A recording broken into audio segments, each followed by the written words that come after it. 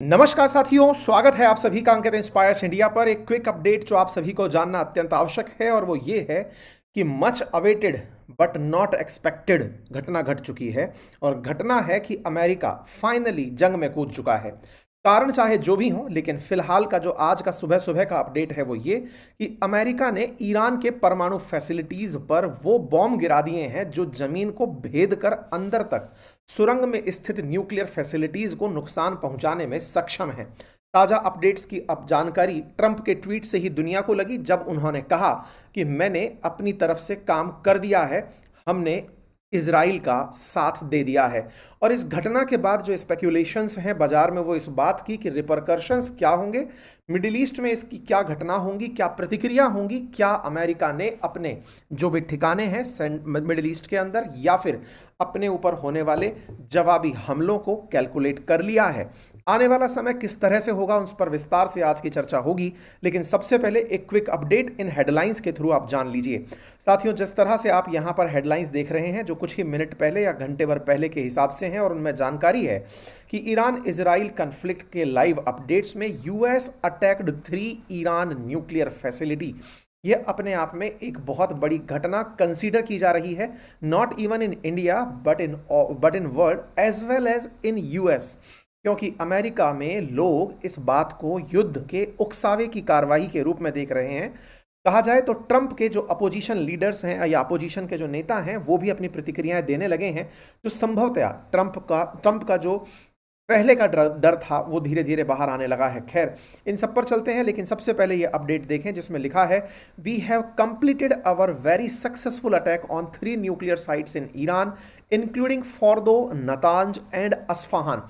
इन 3 sites पर हमने हमला कर दिया है। हमारे प्लेन्स पूरी तरह से ईरान के एयर स्पेस में जाकर के बाहर आ चुके हैं। हमने फुल पेलोड्स ऑफ बॉम्ब जो हैं वो ड्रॉप किए।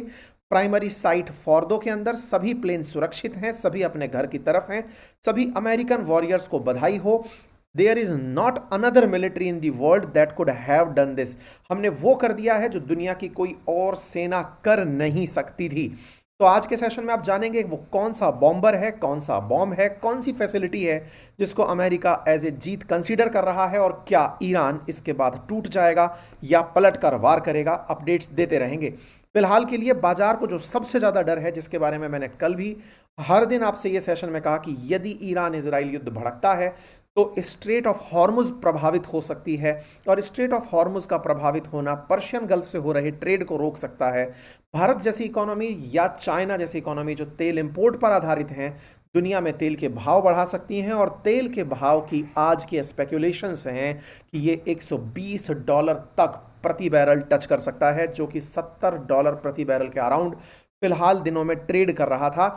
अंदाजा है कि यदि ये कार्रवाई बदले की कार्रवाई में बदली, ईरान ने अगर कोई भी प्रतिक्रिया मिडिल ईस्ट में क्रिएट की तो इससे बहुत ज़्यादा दिक्कतें बाजार को खड़ी हो सकती हैं। खैर, इसके प्लस और माइनस सभी चर्चा के विषय होंगे। अपडेट्स के लिए आगे बढ़ते हैं, और अपडेट में फिर से चर्चा है ईरान की, और ईरान के अंदर अब देखना है कि किस तरह से लीडरशिप रिएक्ट करती है। लेकिन उससे बड़ा एक साथ साथ जानकारी मैं यहाँ पर आपको देना जरूरी समझ रहा हूँ, और वो ये है हमारे भी जो बुक के ऑफर हैं या फिर कोर्सेज के ऑफर हैं वो आज समाप्त हो रहे हैं। आज मध्य रात्रि आप हमारी बुक्स जिस पर 50% ऑफ है प्री बुकिंग पर, उन्हें आप बुक कर सकते हैं। साथ में जो पे आप कर रहे हैं उसे QR कोड से स्कैन करने के बाद हमारे कोर्सेज में गेट बैक कर सकते हैं।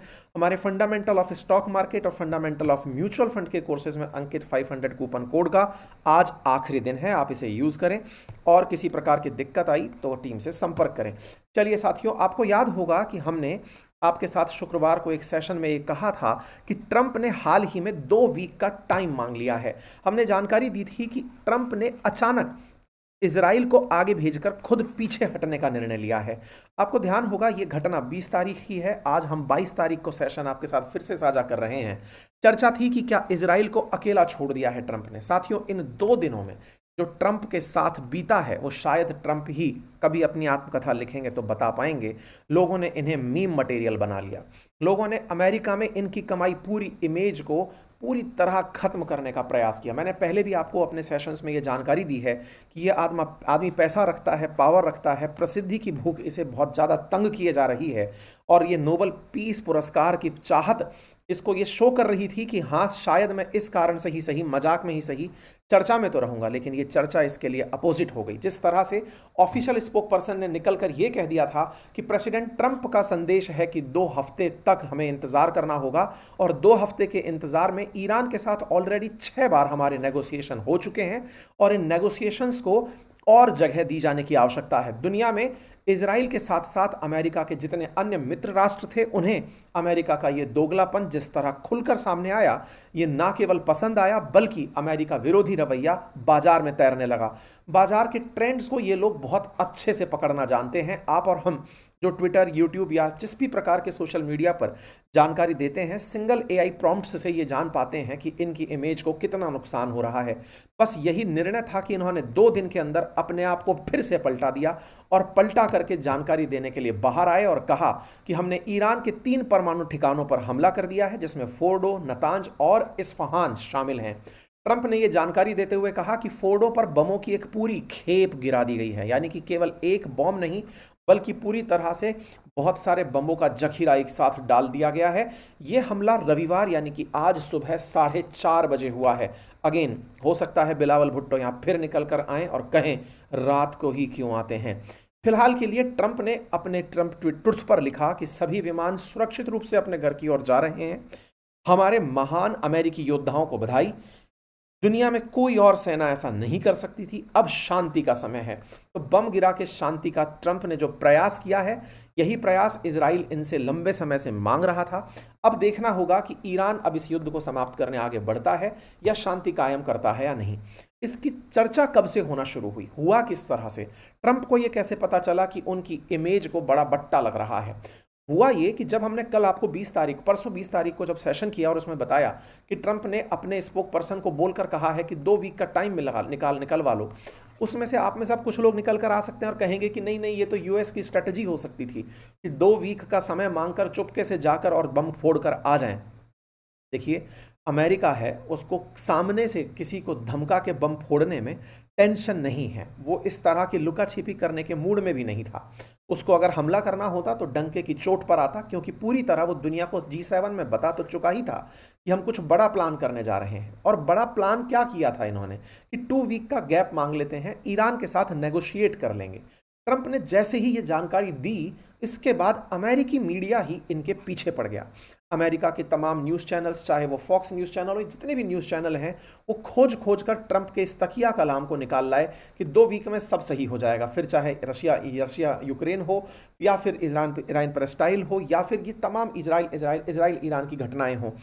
जिस तरह कल, यानी कि मैं अगर बात करूं कल से, मतलब अब ये थोड़ा टाइम में डिफरेंस रहेगा, आप टाइम को देखते समय ध्यान रखिएगा। इंडिया वर्सेस यूएस के टाइम फ्रेम में जो डिफरेंस है वो आपको कई बार ट्वीट्स के ऊपर दिखाई दे सकता है। असल मायने में फॉक्स न्यूज़ के ऊपर ये कटिंग चल ही रही थी कि ट्रंप फिर से पलट गए और 2 हफ्ते का समय मांग लिए। इस पर ट्रंप निकल कर आते हैं क्योंकि उन्हें यह जानकारी हो चुकी होती है कि अब अमेरिका में उनके खिलाफ सेंटीमेंट जा रहा है, इजराइल को नहीं छोड़ना चाहिए था अकेले। तो उन्होंने तुरंत अपनी तरफ से ट्रुथ पर यह जानकारी दी कि ओनली टाइम विल टेल। जब यहां चर्चा हो रही थी कि नेक्स्ट 2 वीक, ये बात बोलते ही ट्रंप ने इस पर फिर रिप्लाई करते हुए कहा कि समय ही बताएगा।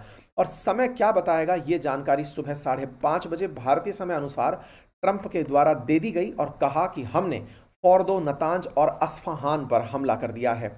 ये एक अलग डिबेट हो सकती है कि क्या 2 हफ्ते का समय मांग कर वो लुका छिपी खेल रहे थे, क्या वो लोगों को कह करके ध्यान भटाना चाह रहे थे? नहीं, इस बात पर आने वाले समय में लोग उन्हें उनका एक इंटेलिजेंट मूव बताकर उनकी इमेज को पॉलिश करने का प्रयास जरूर कर सकते हैं, लेकिन जितना इमेज को उन्होंने नुकसान पहुंचा करके ये काम किया, उससे बेहतर होता कि वो अपनी बनी बनाई उस इमेज में, जिसमें वो दुनिया के सामने माहौल बना चुके थे कि मैं हमला करने जा रहा हूं, तेहरान की जनता खाली करे, शहर खाली हो, उसके बाद अगर हमला करते तो उन्हें एक डिसाइसिव लीडर माना जाता।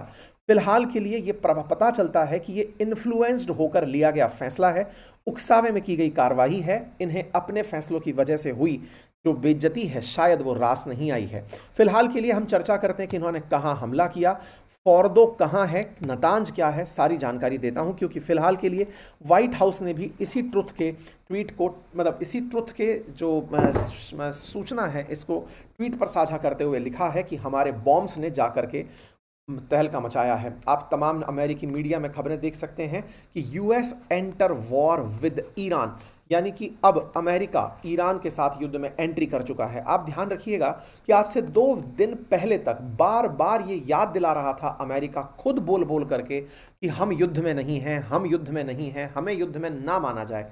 और जैसे ही ये युद्ध में एंट्री किया है, इसके रिपरकशंस क्या होंगे ये निश्चित ही बाजार को प्रभावित कर सकते हैं। फिलहाल के लिए ये जो आप पंखे से बने देख रहे हैं ये न्यूक्लियर फैसिलिटीज हैं ईरान की, और इन न्यूक्लियर फैसिलिटीज में से 3 न्यूक्लियर फैसिलिटीज का पहला पार्ट है फॉर्दो न्यू फ्यूल एनरिचमेंट प्लान। असल मायने में यहां पर यूरेनियम को एनरिच किया जाता है। नतांज ईरान का दूसरा बड़ा, नतांज के बाद, क्योंकि नतांज इनका सबसे बड़ा न्यूक्लियर एनरिचमेंट प्लान है जो तेहरान के पास ही स्थित है। ये यहाँ पर रहा, ये फॉर्दो रहा, इन सभी जगहों पर फिलहाल हमले हुए हैं। अगर आप देखें तो नतांज के बाद दूसरा जो सबसे इंपॉर्टेंट जगह है वो फॉर्दो है। ये धरती के 295 फीट गहराई में है। अगर आपको ध्यान हो तो इजराइल हमास के संघर्ष में जब गाजा पट्टी पर इजराइल गोले चला रहा था तो हमास खत्म क्यों नहीं हुआ, तो उसका आंसर था कि हमास ने गाजा के भीतर टनल्स बनाकर, सुरंग बनाकर के पूरा शहर बसाया हुआ है। बिल्कुल ऐसे ही ईरान ने भी इन सारी जगहों पर जहां पर दुनिया को पता है कि यूरेनियम एनरिच हो रहा है, उसके जमीन के अंदर 90-90 मीटर की गहराई में खुदाई करके अपनी टनल्स के अंदर ये काम चला रखा था। दुनिया के लिए दिक्कत ये थी कि यहाँ पर बॉम्ब भी गिरा दिया जाए तो इन फैसिलिटीज़ को नुकसान नहीं पहुँचता था, क्योंकि इतनी गहराई पर नुकसान पहुँचाने की काबिलियत बम्बों में नहीं थी। इसी के लिए आवश्यकता थी कुछ ऐसे बॉम्ब्स की जो इतने हार्ड हिट करें कि वो जमीन को 90 मीटर तक खोदते हुए चले जाएं। इस तरह समझिए कि ये समर्सिबल जो हमने ड्रिलिंग होती है, पानी जब जमीन के अंदर अपन खोदकर मशीनों से निकालते हैं, तो एक बॉम्ब इतना तीव्रता से अगर जमीन पर गिरे कि वो गिरते हुए ड्रिल करते करते अंदर जाए और वहां जाकर ब्लास्ट हो, ऐसे बमों की जरूरत थी जो गिरे भी और गिराने वाले फाइटर जेट को भी टारगेट ना हो और वो बॉम्ब अंदर जाकर नुकसान पहुंचा पाए। तो ऐसे में ईरान की पहाड़ी के अंदर इस तरह से इन्होंने गहराई में ये फॉर्दो एनरिचमेंट प्लांट बनाया हुआ था। ये इनके परमाणु ऊर्जा सेंटर, जो इनका राष्ट्रीय परमाणु ऊर्जा सेंटर है, उसके कंट्रोल में था और हवाई हमलों से इसे किसी प्रकार का नुकसान नहीं हो सकता था, ऐसा माना जाता था। कारण बड़ा साफ था, क्योंकि हवाई हमले असल मायने में जिस जगह को तबाह कर सकते थे वो जगह धरती के ऊपर हो सकती थी, पहाड़ों के बीच में छुपकर। जिस तरह अलकायदा ने अफगानिस्तान में अपने लिए सेफ प्लेसेस बनाए हुए थे, ईरान ने कुछ वैसा ही किया हुआ था। इसको नुकसान पहुंचाने की जो क्षमता थी वो अमेरिका के बंकर बस्टर बॉम्ब में थी, जो कि B-2 स्टेल्थ विमान द्वारा ही चलाया जा सकता था। अमेरिका को बार बार इजराइल बुला ही इस विमान के लिए रहा था कि आप आएं और इस बंकर बस्टर बॉम्ब से इस जगह को टारगेट करें। ऐसे ही नतांज एटॉमिक फैसिलिटी की अगर मैं आपके साथ बात करता हूं तो नतांज के साथ भी कुछ ऐसा ही था। यहां पर 9 परमाणु बम बनाए जा सकने लायक जितना मटेरियल यहाँ पर उपलब्ध था। और ऐसे में इतने सारे मटेरियल को, जो फिजाइल मटेरियल एक साथ एक जगह पर उपलब्ध था, इसको यूज़ करने के लिए अमेरिका और ईरान एक दूसरे के प्रति आश्वस्त थे कि हम हमला नहीं करेंगे। फिलहाल के लिए नतांज में भी 9 परमाणु बम बनाने लायक जितना यूरेनियम है, ये 250 किलोमीटर दक्षिण में है। अब आपके दिमाग में एक प्रश्न आ सकता है कि जब इतना यूरेनियम है तो क्या धरती के नीचे बॉम्ब फटने से क्या वो यूरेनियम का ही ब्लास्ट नहीं हो जाएगा?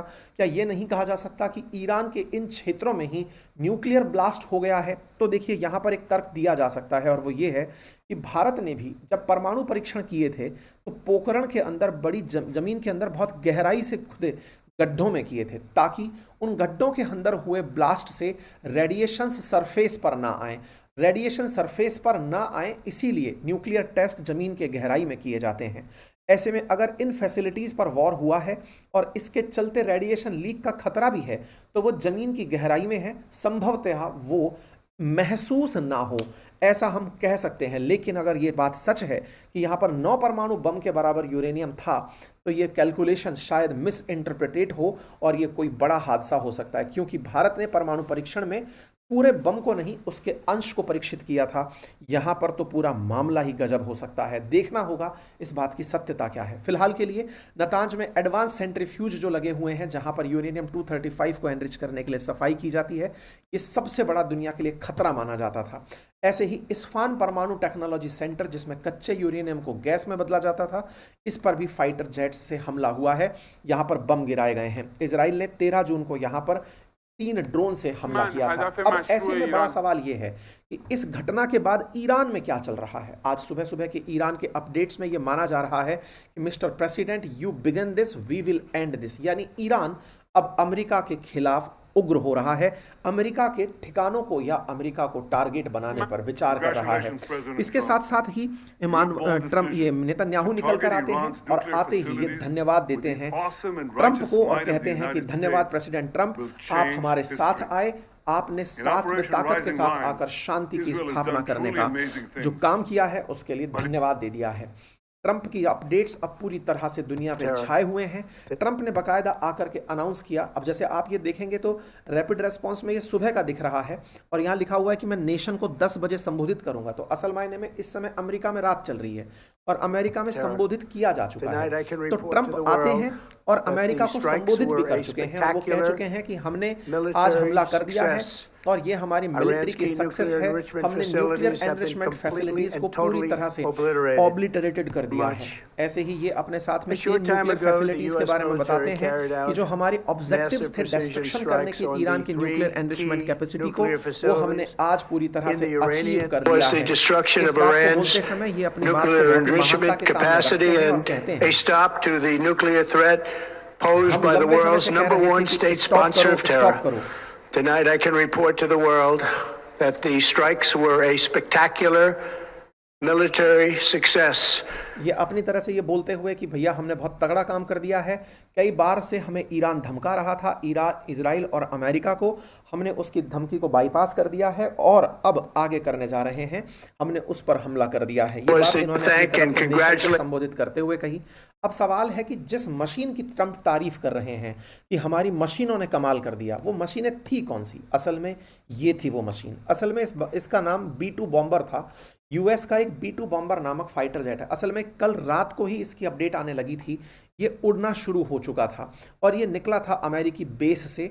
न्यूज़ में आना कवरेज रात को ही हो गया था शुरू, कल ही, कि ये उड़ करके चला गया है। यूएस की मीडिया रिपोर्ट्स में आ रहा था कि ये बंकर बस्टर बॉम्ब है, बंकर बस्टर बॉम्ब को गिराने वाला B-2 बॉम्बर है। ये बॉम्ब गिराने वाला फाइटर जेट जो है ये अमेरिका की सबसे बड़ी ताकत माना जाता है।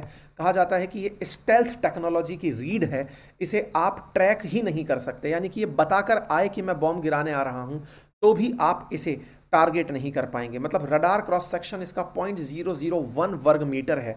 मतलब आप पकड़ ही नहीं पाएंगे। रडार की जो रेंज, मतलब 1 किलोमीटर की चीज़ को ये 0.001 जाकर रिपीट होने देता है। मतलब ये बहुत ज़्यादा सुरक्षित माना जाता है, इसको ट्रैक नहीं किया जा सकता।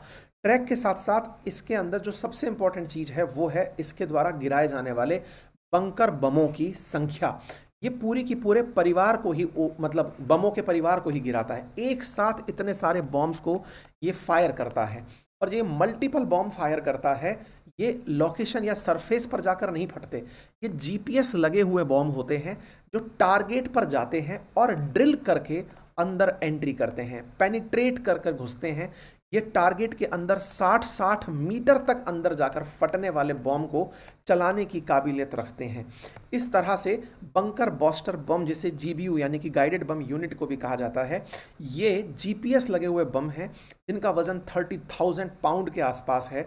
ये मतलब ये जो पूरी की पूरी बम्स हैं ये इस तरह से देखें, शुरुआत में 1985 में जो बना था वो लगभग 2 मीटर तक अंदर जाता था। जीबीयू 28 6 मीटर अंदर तक जाता था और ये जो मैसिव ऑर्डिनेंस पेनिट्रेटर है ये 60 मीटर तक अंदर हिट करता था। अब आप इससे अंदाजा लगाइए कि ताज़ा ताज़ा बना ये बॉम्ब है, मतलब ज़्यादा पुराना नहीं है दुनिया के लिए। इस बॉम्ब से ऑपरेशन किया गया है ये अंदर गहराई तक घुस करके। तो अभी हम कह भी रहे थे कि 90 मीटर की गहराई के अंदर इन्होंने अपने वो बना रखे हैं, बंकर बना रखे हैं। इतना दूर अगर जाकर बम फटे हैं तो निश्चित ही कुछ तो नुकसान पहुंचाया होगा। तो अमेरिका के इन बॉम्ब्स की चर्चा है, इस बॉम्बर की चर्चा है और इस चर्चा के चलते ये बात की जा रही है कि अगर इन्होंने हमले किए हैं तो निश्चित ही रिजल्ट के ये बहुत नज़दीक होंगे। देखना होगा ईरान इस पर अब क्या प्रतिक्रिया देता है। चर्चा तो ईरान में ये चल रही है कि ईरान के लोगों ने पहले ही इन फैसिलिटीज़ को खाली कर दिया था ताकि इसको टारगेट ना बनाया जा सके, लेकिन ये बड़ा फेक लगता है क्योंकि टारगेट को अगर आप खाली करके कहीं और लेकर जाएंगे तो और ज़्यादा वनरेबल होंगे। इतनी बड़ी फैसिलिटीज़ रातों रात खाली नहीं होती। नंबर दूसरा, अगर ये जगह दूसरी चेंज भी होती हैं तो और ज़्यादा एक्सपोज हो जाती हैं और वहाँ पर दिखने लगेंगी, क्योंकि गहराई को रातों रात नहीं खोदा जा सकता। बट एनीवे, ईरान भी इतने दिनों से अगर 40 साल से धमका रहा है तो कुछ तो उसने भी रास्ते अपने तैयार किए ही होंगे। इसके चलते ईरान के जो हैंडल्स हैं वो कह रहे हैं कि ट्रंप ने ईरान का मिसाइल ले लिया है, अब उसको मिसाइल हिट करेगा, ये अब उनके लिए रिस्क होगा। इस तरह से ईरान के अंदर हैंडल्स जो काफ़ी ज़्यादा मतलब सर्कुलेटेड हैं वो लिख रहे हैं कि रीजनल वॉर हैज़ स्टार्टेड, क्षेत्रीय युद्ध शुरू हो चुका है। Now the war has begun for us and for US, आप इसको ऐसे समझ सकते हैं। ईरान के हैंडल्स अब इसे पूरी तरह से मान रहे हैं। इस बात को कितना गहराई से आप समझें, इसके लिए आप एंटोनियो गुटेरेस की चिंता को देख सकते हैं, जो यूएन के चीफ हैं। वो कह रहे हैं, I am gravely alarmed by the use of forces by the United States against Iran today. This is a dangerous escalation in a region already on the edge and direct threat to the international peace and security. There is a growing risk that this conflict could rapidly get out of control with catastrophic consequences for civilian, the region and world. मतलब ये खुद समझ रहे हैं कि ये बात कितनी खतरनाक है जो हो चुकी है। रूबियो के द्वारा इसका माहौल तो पहले से बनाया जा रहा था, लेकिन अब चिंता जिस बात की है वो ये है कि दुनिया में अगर यहाँ से आगे युद्ध भड़कता है तो ऑयल प्राइसेस का क्या होगा। ब्रेंट के क्रूड के प्राइसेस में ऑलरेडी तेजी देखा जाना शुरू हो चुकी है।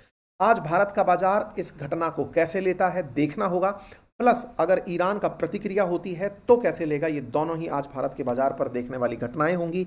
एक्सपेक्टेशंस लगाई जा रही हैं कि क्रूड का भाव बहुत तेज चढ़ के ऊपर तक जा सकता है, जहां 159 लीटर यानी कि प्रति बैरल का भाव अभी $70 या $73 प्रति बैरल चल रहा है, वो $120 तक भी जा सकता है। ये स्पेक्यूलेशंस हैं बड़ी बड़ी एजेंसीज के, जैसे जेपी मॉर्गन, सिटी, डॉशे, इन सब का मानना है कि ऐसी घटनाएं हो सकती हैं। साथियों, नज़र आप इस पर बनाए रखिए कि क्या यहाँ पर कोई भी गोलाबारी हुई है तो ये बाजार के लिए एक बड़ा संदेश होगा।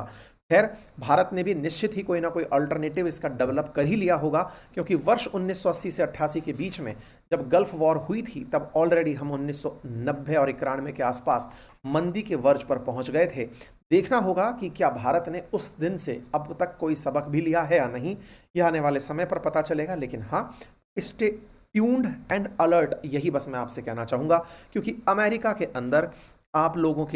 के अंदर बाइडेन की जो पार्टी यानी डेमोक्रेट्स हैं वो तो ये तक कह रहे हैं कि ट्रंप के लिए इम्पीचमेंट कॉल कर दो। ट्रंप ने एक तरह से वो काम कर दिया है जो जबरन दुनिया को युद्ध में धकेल दिया है। इस तरह से अब अमेरिका में ट्रंप के खिलाफ सेंटीमेंट बन रहे हैं।